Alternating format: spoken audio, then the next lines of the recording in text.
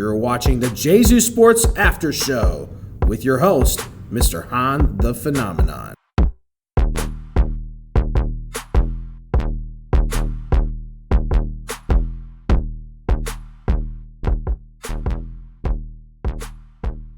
Hello, everybody, and welcome to the first ever Gesu Sports After Show. So what is this new after show?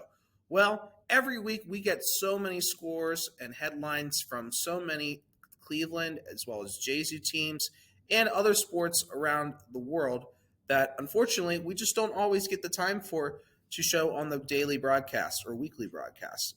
So I decided to create this show to help showcase some of those scores and headlines that are still honorable mentions, but just unfortunately did not make the cut for the sports report for that week. So here are your extra sports scores and headlines from the past week.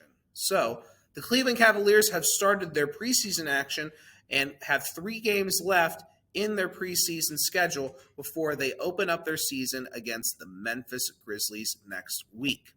The Columbus Blue Jackets have 2 preseason games left, and they will open their regular season against the Arizona Coyotes next week. Now, here are a couple scores from CYO this past weekend that just missed the cut, but are still, as always, honorable mentions. Now, remember, I said in the Gesu Sports Report that this was the last week for regular season action for our fall teams, with some of our teams moving on next weekend to the CYO playoffs. The 7th grade volleyball team lost in 3 sets to Saints Robert and William.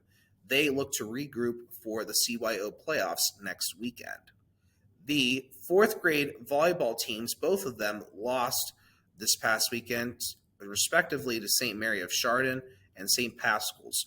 Both of those games were in 3 sets. And last but not least, our 8th grade volleyball team, which came into last weekend undefeated, split their tri-match, defeating Notre Dame Elementary in straight sets.